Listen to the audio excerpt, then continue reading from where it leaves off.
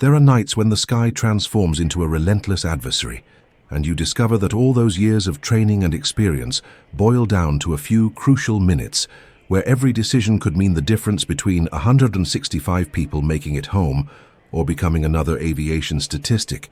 If you're someone who's ever wondered how pilots deal with extreme situations in the skies, you're in the right place, folks. I'm Captain Rick, and today I'm going to share with you an experience that completely changed my perspective on flying. This isn't just another story about turbulence or bad weather. It's about what happens when all your systems fail simultaneously at the moment you need them most, and how the difference between panic and salvation is sometimes measured in heartbeats.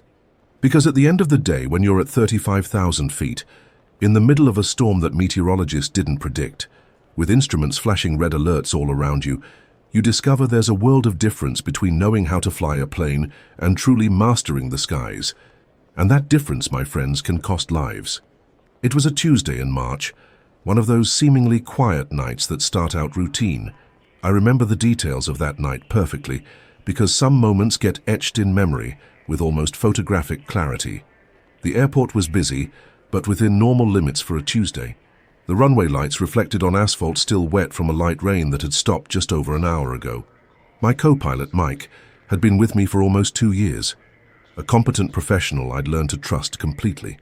He was one of those meticulous pilots who always double-checked every procedure and never let a detail slip by. That night, I noticed he was particularly attentive during the pre-flight inspection, checking each system with his usual care, not knowing that same attention to detail would be crucial in the hours to follow. Our Boeing 737-800 was configured for 165 passengers, an aircraft I knew like the back of my hand. I'd flown that specific model dozens of times, knew the sound of every system, the response of every control, the quirks of its instruments. It was a reliable machine, with an impeccable maintenance record and redundant systems that guaranteed safety even in adverse conditions. At least that's what we thought that night. We had a domestic flight of approximately 2.5 hours ahead of us, a route I knew well. I'd flown it more than 50 times throughout my career. The meteorological briefing indicated normal conditions for the entire route, with just some scattered clouds along the way, and favorable winds that would even give us a small advantage in flight time. The meteorologist on duty had been especially optimistic, mentioning it would be a perfect night to fly. During the external aircraft inspection, Mike and I talked about the simplicity of the flight ahead of us. He commented that it would be good to have a quiet night after a particularly hectic week, with several flights facing turbulence and delays due to bad weather in other regions. I agreed, thinking we'd finally have an opportunity to relax and maybe even discuss some new procedures the company had recently implemented. Passengers boarded without incident. It was typical clientele for that time. Executives heading home after a day's work, some families returning from trips, students, nothing out of the ordinary. The cabin crew, led by Flight Attendant Supervisor Patricia, a seasoned professional with more than 15 years in aviation, completed safety procedures with their usual efficiency. Everything indicated it would really be one of the most peaceful nights of the month. We took off punctually at 9:15 p.m., and the climb was smooth as silk. Air traffic control cleared us directly to our cruising altitude of 35,000 feet, an altitude that always gave me a sense of security, high enough to avoid most weather problems and with ample margin over terrain. During the climb, all systems responded perfectly. The engines operated within normal parameters, instruments showed consistent readings, and the aircraft behaved exactly as expected. Mike monitored each indicator with his characteristic precision, occasionally confirming values with me, or adjusting small details in the automated systems. When we leveled off at cruising altitude, the autopilot took control smoothly, and we could finally relax a bit. The night was crystal clear above the clouds. One of the advantages of night flying is being able to admire the star show that few have the privilege to see from that perspective. The crescent moon provided soft illumination that made the clouds below us look like illuminated cotton. The first 40 minutes passed without any incident. Passengers had already been cleared to unfasten their seatbelts. Cabin service was underway, with the usual clinking of carts and low conversations, and everything followed standard protocol. Through the cockpit window, I could see lights from small towns scattered like jewels on the dark velvet of the nighttime landscape. Mike and I chatted about trivial things: football, family, weekend plans. He was excited because he'd finally be able to take his wife and kids on a trip he'd been planning for months. I shared that I was considering enrolling my daughter in piano lessons, a decision I'd been putting off for some time. It was these simple conversations that made long flights more pleasant and strengthened the essential partnership between pilot and co-pilot. It was exactly the kind of flight every pilot appreciates. No surprises, no complications, just the quiet satisfaction of operating a complex machine with precision and competence. The kind of flight that reminds you why you chose this profession, not for the dramatic moments that occasionally appear in movies, but for the constant satisfaction of connecting people to their destinations safely and efficiently. Patricia, our lead flight attendant, informed us over the intercom that passengers were relaxed and satisfied. Some had already fallen asleep. Others were reading or working on laptops. A completely normal and peaceful atmosphere that gave no hint of what was to come. That's when the air traffic controller contacted us with information that would completely change the course of our night. His voice had that professional tone every pilot learns to decode. It wasn't panic, but there was an underlying urgency that immediately put us on alert. Aircraft 4721, we have updated weather information for your route. A storm front has formed rapidly at your current position, plus 60 nautical miles. Much more intense than initial forecasts indicated. We're observing severe precipitation echoes and significant electrical activity. Mike and I exchanged glances. Sudden weather changes weren't completely unusual, but the speed with which this storm had developed was concerning. I requested more specific details about the intensity and extent of the affected area. The controller provided us with precise coordinates and explained they were receiving reports from other aircraft in the region about very severe conditions: extreme turbulence, hail, and intense electrical activity. They offered us two options: deviate significantly to the east, following an alternative route that would add about 40 minutes to the flight, or try to cross the storm following a corridor that, according to Control's weather radar, appeared to be less active. I asked for a few minutes to analyze the situation with my co-pilot. Mike immediately began calculating our fuel options, checking whether we had sufficient margin for either alternative.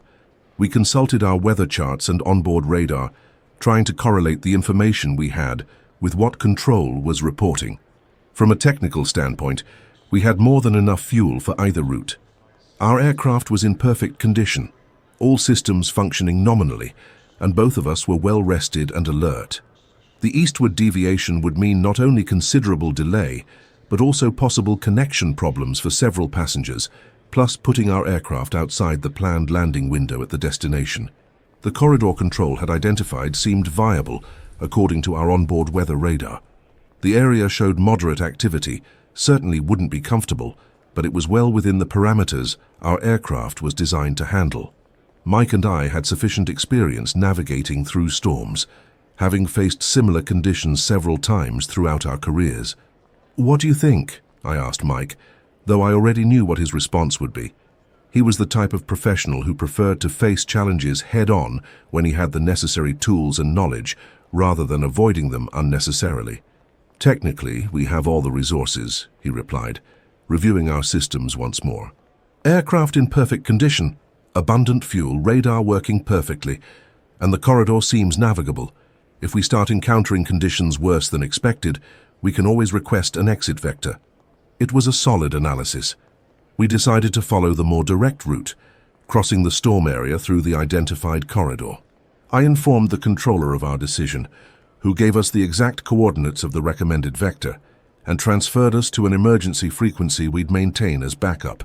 If you're enjoying this story and want to hear more fascinating accounts from the professionals who challenge the skies every day, don't forget to subscribe to the Black Box channel and activate notifications so you don't miss any episodes. It was a decision I'd questioned many times in the hours that followed. Not because it was necessarily wrong.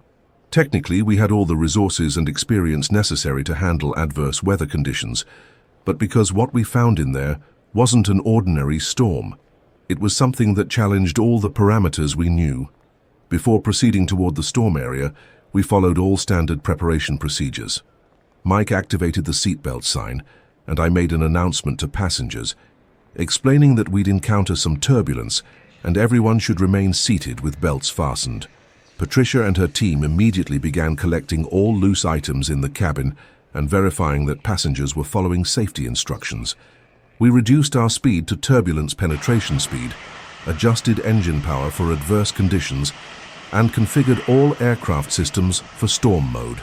The weather radar was adjusted for maximum sensitivity, ice systems were activated preventively, and we verified that all emergency systems were ready for immediate use. Mike reviewed our escape procedures, alternative routes we could take if conditions became unbearable, emergency frequencies we could use, and alternate landing fields in case we needed to make an unplanned diversion. It was the type of meticulous preparation that separated professional pilots from amateurs, always having a plan B, C, and D. The first signs that something was different appeared when we were still about 15 miles from the storm area. The onboard weather radar began showing patterns we'd never seen before, storm cells that seemed to form and dissolve rapidly, creating a constantly changing cloud geography that defied any known meteorological logic. "Rick, look at this," Mike said, pointing to the radar screen. "These cells are moving in completely irregular patterns. Some seem to be rotating in opposite directions simultaneously. I'd never seen anything similar. Normally, storm cells follow predictable patterns of movement and development. These seem to have a life of their own, expanding and contracting like living organisms, changing intensity randomly. It was as if we were approaching a completely new meteorological phenomenon. The outside temperature began oscillating dramatically.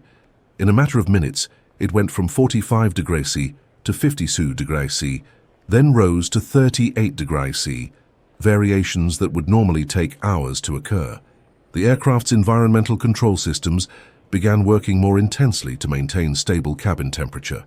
That's when we heard the first strange noise, a low, constant hum that seemed to come from everywhere and nowhere at the same time. It wasn't the familiar sound of wind or turbulence. It was something deeper, almost subsonic, that made instruments vibrate slightly in their mounts. "Are you hearing this?" I asked Mike. "Yeah, but I can't identify the source. It's not mechanical. All our systems are normal." "Must be something atmospheric." Mike adjusted our systems for storm penetration settings. We further reduced speed and activated seatbelts for everyone on board. Patricia informed us over the intercom that passengers were noticing the change in conditions and some were beginning to show anxiety, but that her team was keeping everyone calm and informed. The first wind gust hit the aircraft with a violence that caught us completely off guard. It wasn't gradual turbulence, as usually happens when entering a storm cell. It was as if the plane had been grabbed by a giant hand and shaken mercilessly. The impact was so sudden and violent that my body was thrown against the safety harness with enough force to leave marks. My head hit the headrest with an impact that made my vision darken for an instant. Mike was hurled to the side, and his headset flew across the cockpit. The instruments oscillated violently, and I felt the aircraft being pushed upward with a force that made my stomach drop. The altimeter climbed 500 feet in seconds, then descended 800 feet almost instantly. It was like being on an out-of-control roller coaster at 35,000 feet altitude. But that was just the beginning. And in the next few seconds, we'd discover we'd entered something that completely redefined our understanding of what a storm could be. In a matter of seconds, we were engulfed by a darkness that went far beyond the simple absence of external light. It was a palpable, dense darkness that seemed to have its own weight and wrap around the aircraft like a malevolent cocoon. It wasn't just the absence of light, it was as if we'd entered a dimension where the very notion of direction had ceased to exist. The lightning that began exploding around us weren't the normal bolts we knew. They were electrical discharges of an intensity and frequency that transformed the cockpit into a demonic strobe light show. Each flash briefly illuminated the dense clouds around us, revealing impossible formations that appeared and disappeared in fractions of seconds. Cloud towers rising to unthinkable heights, whirlwinds spinning in multiple directions simultaneously. The sound was deafening. Not just the familiar roar of wind or thunder crashes, but a cacophonous symphony that included sounds I'd never heard before, as if the air itself was being torn to pieces. A sharp, constant screech mixed with rhythmic pounding that made the fuselage vibrate like a giant drum. The sensation inside the cockpit was like being inside a can being shaken by a hyperactive child.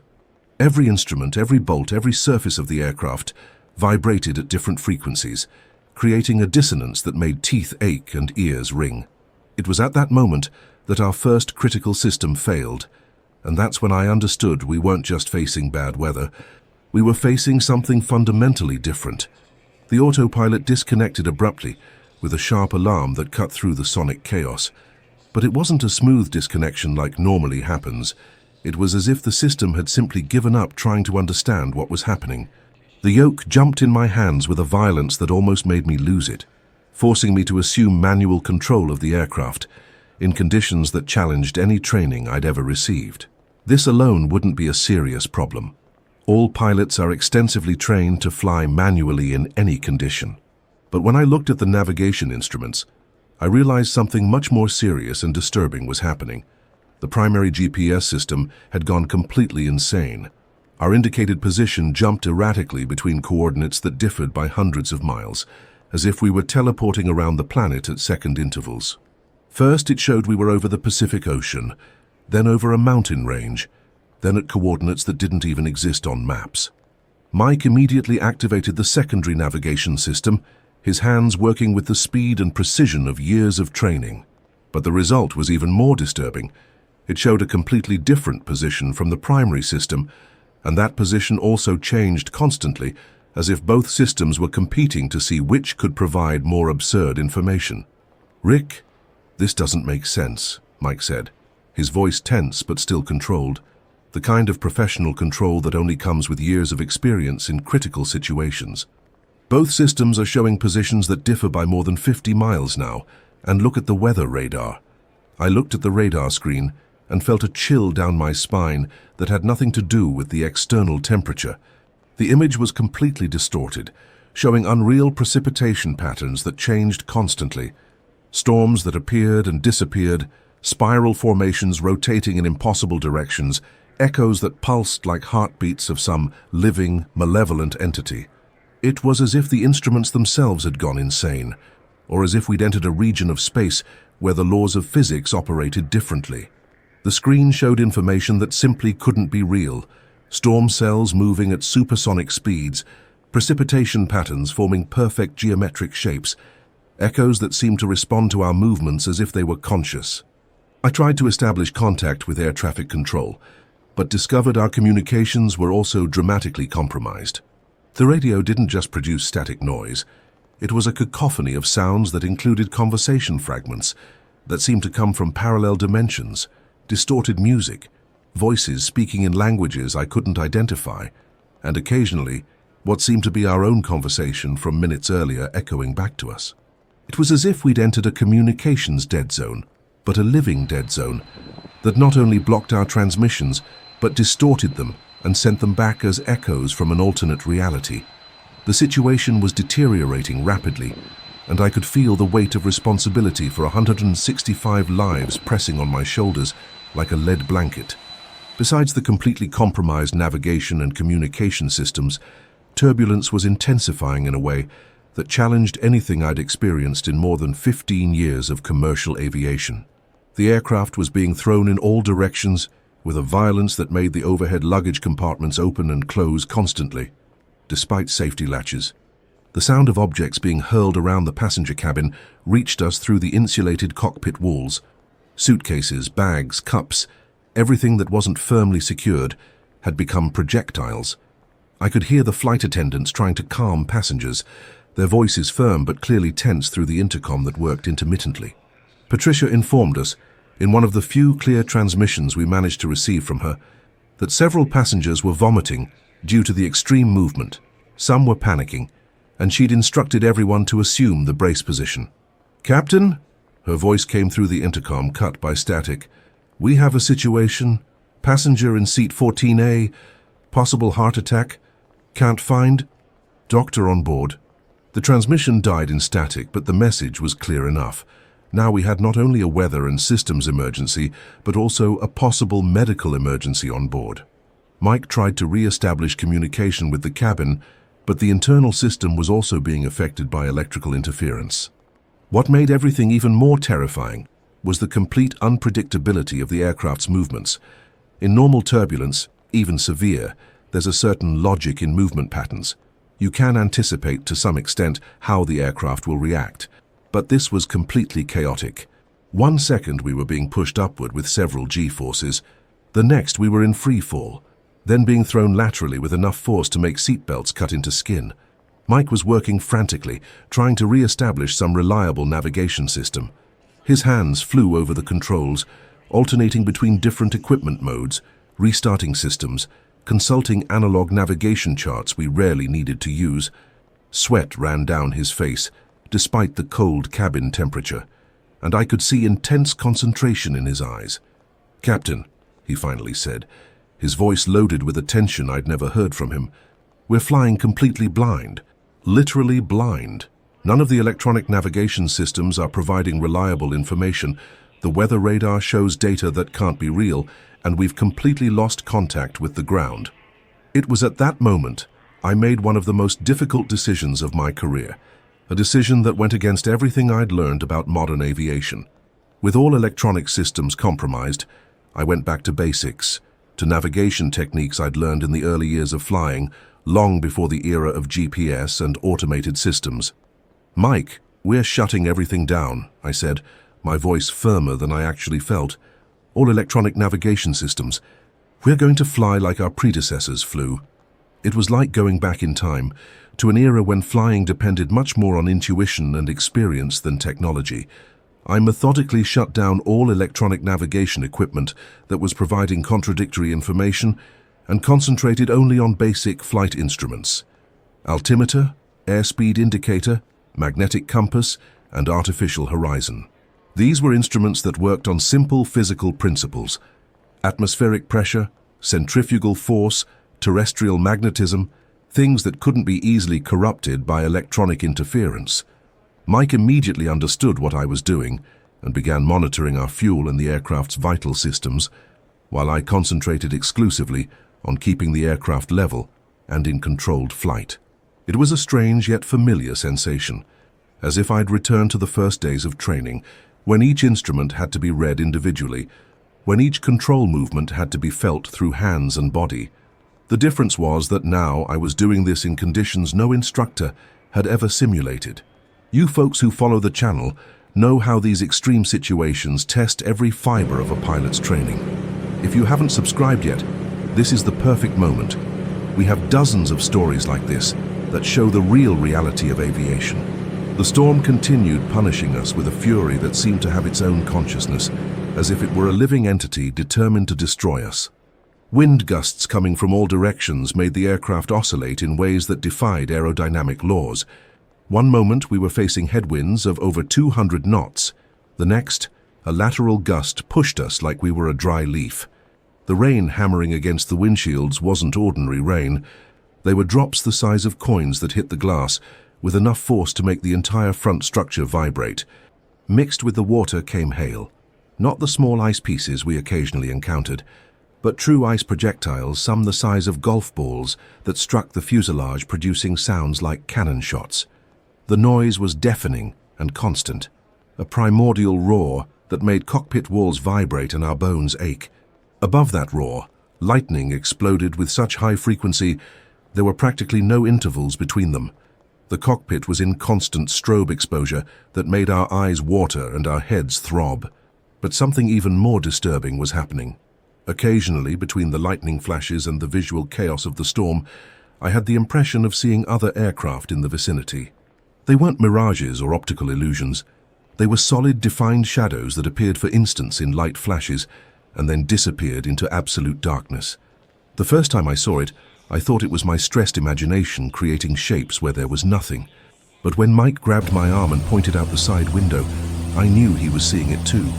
"Did you see that?" he shouted over the noise, his voice tense with adrenaline. "It was a plane, Rick. A big plane, very close, flying in the same direction as us." Over the next few minutes, we saw at least 3 similar apparitions, unmistakable silhouettes of commercial aircraft that appeared briefly illuminated by lightning and then faded like ghosts. Most disturbing was that they seemed to be flying in formation with us, maintaining relative positions that changed in coordinated fashion. If there really were other planes nearby, without functioning radio communication and without reliable navigation systems, we were in an extremely dangerous situation. Mid-air collisions are rare, but in zero visibility conditions with multiple aircraft possibly disoriented in the same area, the odds changed dramatically. That's when I made a decision that could have been fatal, but that my experience and instinct told me was necessary. I initiated a gradual descent, leaving cruising altitude where there would probably be more air traffic. It was a risky move. Descending would put us in a zone with less traffic, but also closer to terrain, with less margin for navigation error. "Mike, we're descending to 25,000 feet, I announced, beginning a controlled descent at 500 feet per minute. If there are other aircraft around here, they're probably trying to maintain cruising altitudes. By descending, we reduce the risk of traffic conflict. The decision revealed something unexpected. As we lost altitude, the storm's intensity decreased noticeably. Not enough to restore our electronic systems, but enough to make the flight more manageable.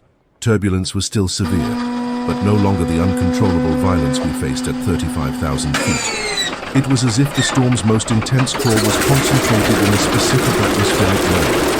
That's when Mike made a crucial discovery that would completely change our situation. "Rick, look at this," he said, pointing to one of the aircraft's oldest and rarely used navigation instruments, a radio navigation system that depended on terrestrial low-frequency signals. "I managed to pick up a signal from a ground radio station. It's very weak and intermittent, but it's enough to give us a basic directional reference." It was exactly what we needed. Ariadne's thread in the electronic labyrinth we'd gotten lost in. That weak signal, which we'd normally completely ignore in favor of sophisticated GPS systems, had become our lifeline. Using that signal as reference, we slowly began reconstructing a basic notion of our position and direction. Mike worked with paper navigation charts, something most younger pilots barely know how to use, but which was part of our generation's basic training. While he triangulated our approximate position using navigation techniques dating back to aviation's early days, I kept the aircraft stable using only basic instruments, relying on decades of experience to interpret every yoke movement and every variation in indicators. It was a slow, meticulous process. Every calculation had to be redone multiple times to confirm results. Every directional change had to be carefully planned and executed. We were essentially navigating like aviation pioneers did in the 1940s, but in meteorological conditions they never would have dared face. Slowly, very slowly, we began emerging from the worst part of the storm.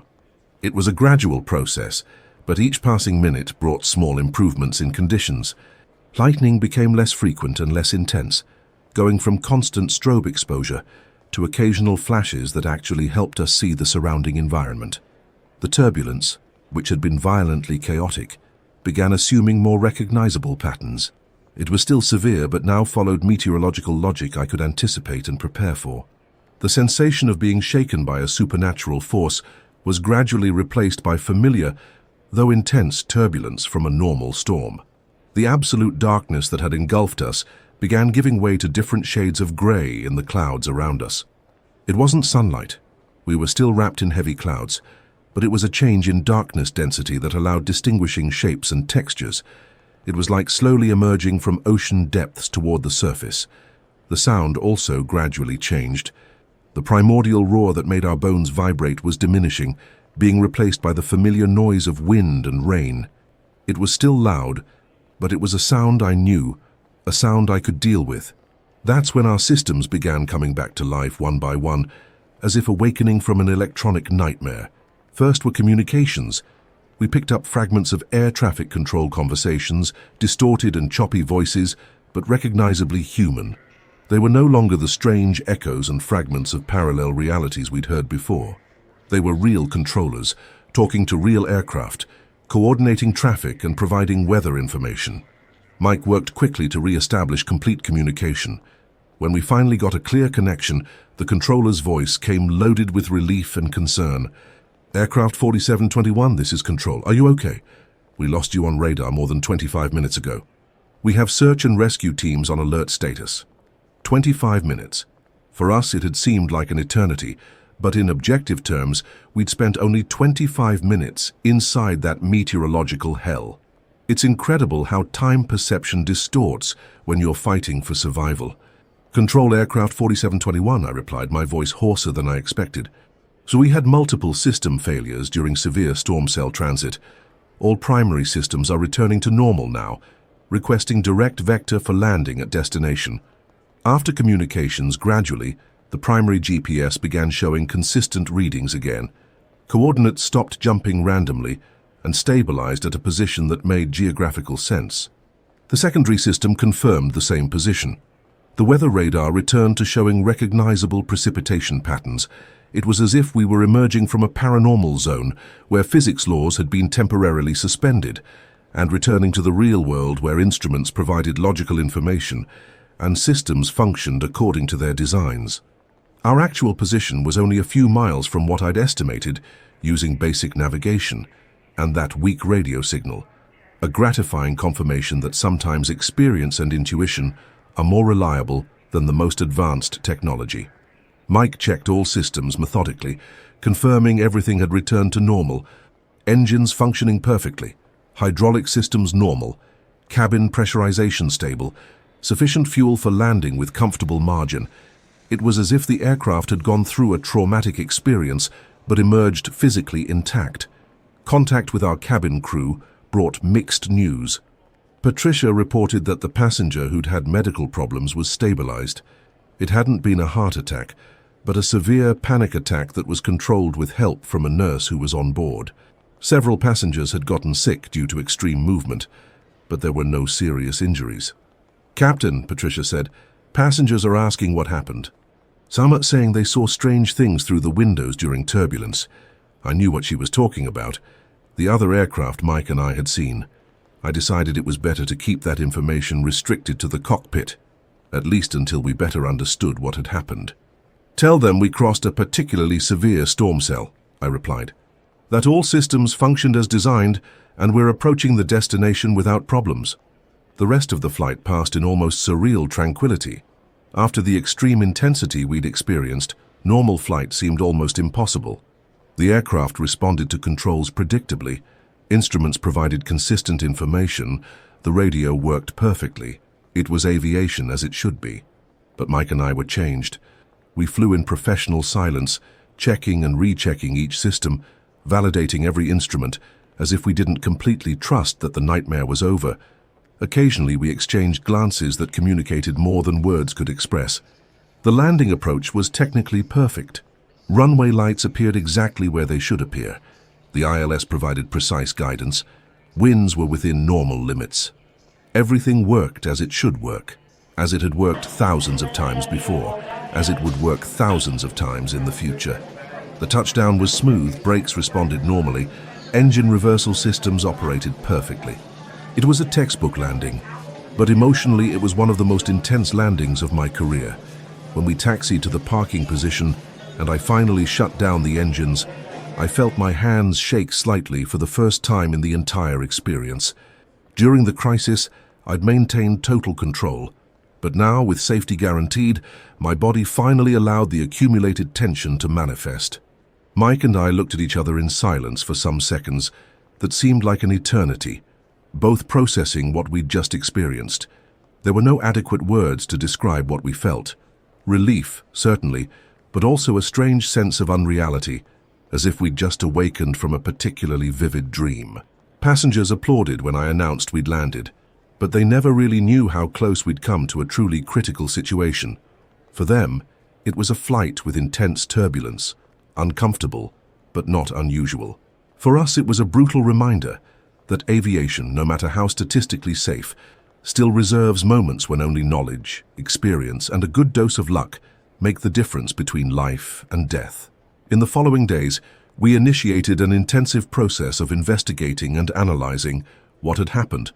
The investigation involved meteorologists, aircraft systems specialists, electronic engineers, and even atmospheric scientists from universities.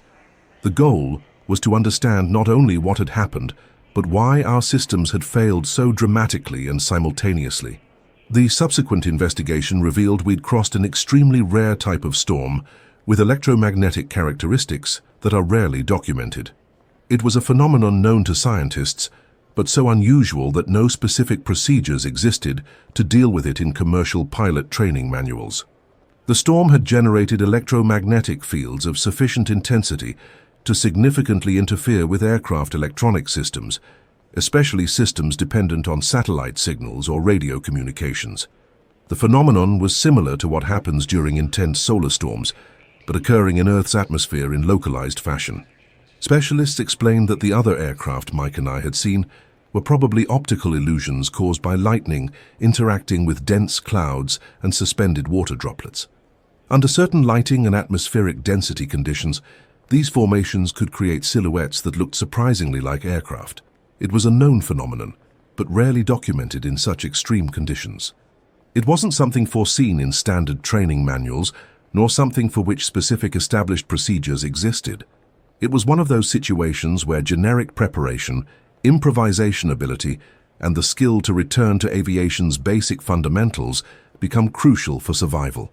Mike and I spent days doing detailed flight debriefing, analyzing every decision, every procedure, every critical moment.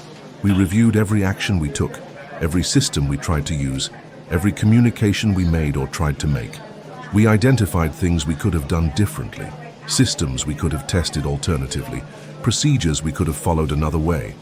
But what became clear was that the fundamental decisions, shutting down compromised electronic systems, returning to basic navigation, descending to lower altitude, using the weak radio signal as reference, all these decisions had been correct and probably saved our lives. That's how we learn in aviation, not only from our successes, but especially from moments when we reach the limit of our capabilities and discover we can go beyond what we imagined possible. That experience fundamentally changed my approach to aviation and my philosophy as pilot and instructor. It didn't make me more fearful or hesitant. On the contrary, it made me more confident in my ability to handle unforeseen and extreme situations. But it also made me value even more the importance of fundamental preparation, of basic knowledge that goes beyond automated systems and cutting-edge technology. Today, when I train younger pilots or give safety lectures in aviation, I always dedicate considerable time to basic navigation systems and manual flight procedures. Not because I expect them to face extreme electromagnetic storms. I sincerely hope they don't have to go through that. But because aviation has a peculiar way of surprising us exactly when we think we have everything under control. I teach them that a pilot's true competence isn't measured only by the ability to operate sophisticated systems under normal conditions, but by the skill to maintain control when all those systems fail simultaneously. When you have to rely only on basic instruments, fundamental knowledge and instincts developed through years of experience. I share with them that in extreme situations, the difference between a competent pilot and an exceptional pilot often comes down to how well they can adapt when all their usual tools stop working. It's about maintaining calm when chaos reigns around, about making rational decisions when emotions scream for you to panic. And before I finish this account, I want to take the opportunity to remind you that these stories are only possible thanks to the brave professionals who share their most challenging experiences. If you want to hear more fascinating cases like this, stories that show the real and often dramatic side of commercial aviation, subscribe to Black Box. That way you won't miss any episodes and help our channel grow, allowing us to bring more authentic accounts from the skies. Modern aviation is incredibly safe. Statistically, it's the safest form of long-distance transportation that exists. But that extraordinary safety is built upon decades and decades of experiences like the one I shared today. Every difficult flight, every system that fails, every critical decision made in moments of extreme pressure contributes to a collective knowledge that makes the skies progressively safer for everyone.